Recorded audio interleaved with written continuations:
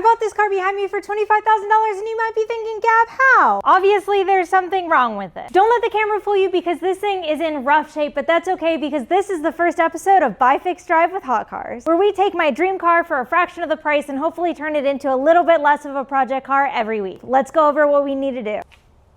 Did I mention this car was wrecked and rebuilt? Yeah, and they didn't do a good job, so now I have to go in, remove and repaint, maybe even replace the rear bumper, fix the fitment on the front facelift, and do an overall full paint correction and ceramic sealing of the paint, and fix all of the glass.